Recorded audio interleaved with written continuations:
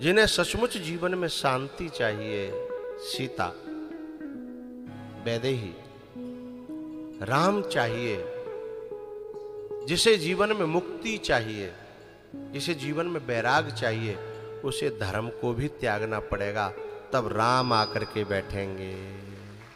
इसलिए पहला शब्द है अरथन धर्मन काम रुचि। राम तभी आएंगे। राम कहते हैं कि तीन को त्याग, मतलब चारों को त्याग दिया भरत जी ने। अरथन धर्मन काम रुचि गति न चहूं निर्वाण।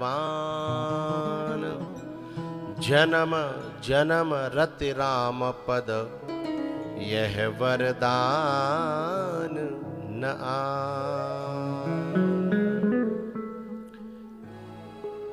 जो हम धर्म कर्म करते हैं ना, उसमें दम्भ आ जाता है, अहम तो बहुत जल्दी आता है, पर अहम अब को पता नहीं चलता हमको। ये तो महापुरुष बताते हैं कि तुम्हें ये बीमारी होने लगी है, बचने की नहीं हो उम्मीद है। लेकिन खुद को तो ऐसा लगता है कि हम अच्छा ही काम तो कर रहे हैं। दशरथ को क्या लग रहा है, हम अच्छा ही काम तो कर रहे हैं। हम ये बुरा मत मानिएगा, हम ये भंडारा चला रहे हैं।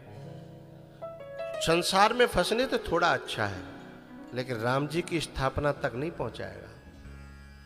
हम ये बेटियों की शादी कर रहे हैं, संसार की दृष्टि से थोड़ा अच्छा है, लेकिन बहुत ऊपर तक ले जाने वाला नहीं, इसे छोड़ना पड़ेगा। हम वृद्धाश्रम चला रहे हैं, अच्छी बात है, दुनिया के लोगों से लाख गुना अच्छा है और बुरे कामों से लाख गुना अच्छा है, लेकिन जब राम राज्य की बात आएगी तो छोड़ना पड़ेगा। हम गौशाला चला रहे हैं, अच्छी बात है, बहुत अच्छी बात है, लेकिन जब राम बैठना चाहते हैं तो वो कहते हैं कि फिर मेरे लिए तो बिल्कुल खाली चाहिए, वहां कोई और नहीं, मैं और तू, तू और मैं। ये सब जब आते हैं तो दंभ ले आते हैं,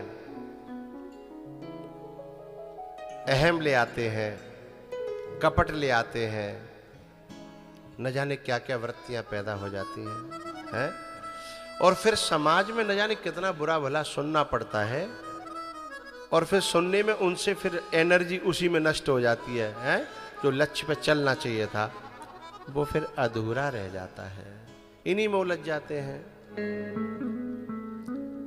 इसलिए भागवत के 11वें स्कंद में तो एक बड़ी प्यारी बात कही है।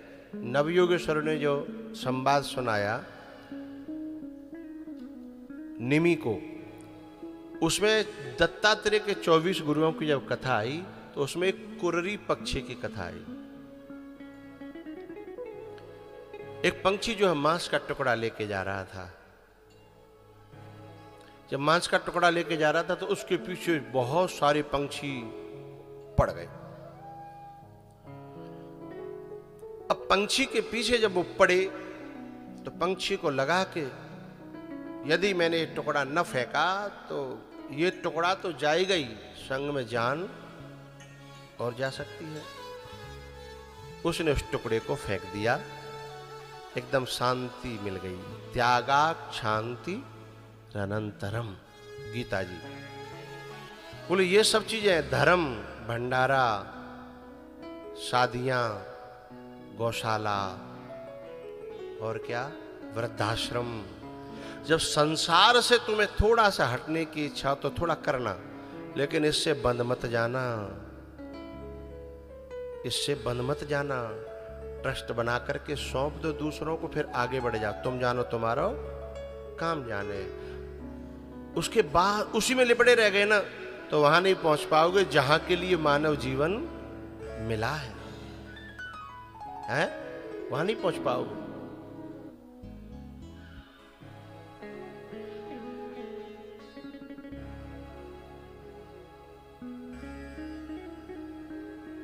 भरत के जीवन में ही राम राज्य होता है, दशरथ के जीवन में राम राज्य नहीं होता, धर्म के जीवन में नहीं, प्रेम से राम राज्य आता है। यदि भरत होते, ननिहाल न जाते, तो किसी माई के लाल की दम थी जो राम जी को निकाल के दिखाता? चाहे दशरथ ही क्यों नहीं थे, कैकेयी क्यों नहीं थी, है ना? तो हमारे जीवन में यदि शांति की कमी है तो कहीं ना कहीं वो जो मैं भागवत की जो चर्चा कर रहा था, वो जो पंछी ने जैसे वो छोड़ा मांस का टुकड़ा, तो सब लोग उसी पे पड़े रह गए, एकदम शांति मिल गई। ऐसे ही जब हम क्योंकि ये सारी चीजें क्या देती हैं? समाज में प्रतिष्ठा देती हैं। हमने 11 लड़कियों की शादी कराई तो समाज में प्रतिष्ठा होगी, लेकिन जितनी प्रतिष्ठा होगी उतने ही भौंकने वाले भी तैयार हो जाएंगे। दोनों बराबर चलेंगे, दिन है तो रात है, रात है तो दिन है, दोनों संग संग चलेंगे। तो वह मांस के टुकड़े फेंक दो ना, दोनों का सब के सब वहीं रह जाएंगे, तुम आगे निकल जाओगे, हैं? लेकिन जब तक ऐसी इच्छा हो कि अभी थोड़ा मुझे समाज में और प्रतिष्ठा बढ़ानी है, थोड़ा सा और संसार से ऊपर उठना है, तब तक करना, कोई बात नहीं, करना। ये महापुरुष जो करते हैं ना, महापुरुषों का ये लक्ष्य नहीं होता, लेकिन महापुरुषों के चेले चपाटे लगे रहते हैं कि हम संभाल लेंगे, हम कर लेंगे, आप तो केवल खड़े हो जाओ। तो निमित्त मात्र को खड़े भले हो जाएं, लेकिन इसमें उनकी कोई रुचि नहीं होती। धर्मन अर्थन काम रुचि गति न चहु निर्वाण। जैसे 4 चीज भरत जी छोड़ते हैं ना, तो 4 चीज छोड़कर परमात्मा भी भरत की तरफ दौड़ करके आता। भजत कृपा कर है रघुराई, दौड़े आए। क्या 4 चीज छोड़ी? कहूं पट कहूं निसंग धनु तीरा। कहूं पट, पट माने पर्दा। राम जी का जो पर्दा पड़ा था ऐसा पतला सा ही वनवास में, वो भी धरती पर। किसी ने कहा कि ए वस्त्र, जब कोई नहीं होता इनके पास में, तब तो ये तुमको शरीर पर धारण करके रखते हैं। अब भरत क्या आ गया तो ये धरती पे पटक दिया। इसका मतलब तुम फालतू समय के लिए टाइम पास हो। उस पटुके से कहा जो कंधे पर बैठ पड़ा रहता था, तुम्हारी कोई कीमत है? धरती पे पटक दिया। पटका ने कहा, अरे बाबरियो,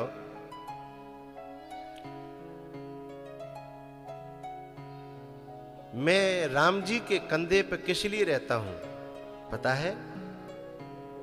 राम जी के कंधे पर इसीलिए तो हूं, जब राम जी का कोई प्यारा राम जी से मिलने आता है तो मैं उन्हें मिलाने की कोशिश करता हूं, दिल से दिल मिलाने की कोशिश करता हूं। मैं नहीं चाहता कि एक सुई का भी उनके बीच में अंतर रह जाए। लेकिन यहां व्यावहारिक जीवन में किसी से शरीर मिलाने की बात नहीं है। मेरे बड़े प्रिय हैं, बड़े आत्मीय हैं पूज्य मुरारी बापू जी, उनकी कथा जरूर सुना करिए।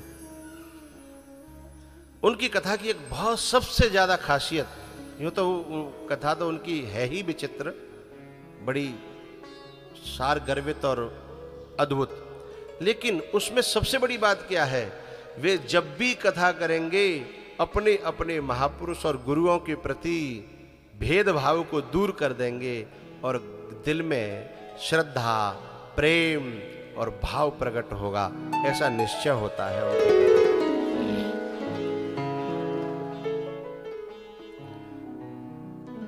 तो दिलों को नजदीक लाए हैं, वो परमात्मा को स्वयं प्यारा हो जाएगा। उसमें परमात्मा की कृपा बरसेगी, महापुरुषों की कृपा बरसेगी। तो पट माने पर्दा राम जी का गिर गया। कहूं पट कहूं निसंग, यानी कंधे का लेकिन इसकी मैं यहीं स्टॉपेज करके समय आने पर चर्चा करूंगा, क्योंकि अभी मैं चल रहा हूं मंथरा के प्रसंग में। बात यह है, भरत राम राज्य को लाते हैं और मंथरा राम राज्य को आने नहीं देती, समाप्त कर देती है। तो स्वार्थी वृत्ति जब जीवन की गतिविधियों में ज्यादा झलकने लग जाए, उसका महत्व ज्यादा बढ़ जाए, तो जीवन से शांति चली जाएगी, राम राज्य होगा नहीं। इसलिए परहित सरिस धर्म नहीं भाई, परहित सरिस।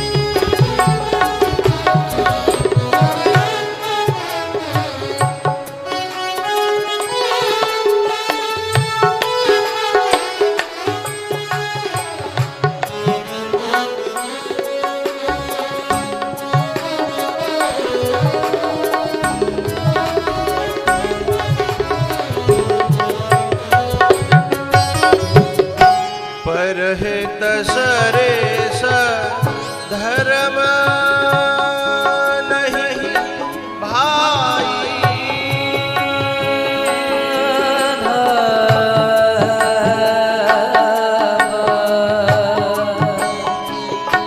पर पीड़ा शम नहीं अधमाई।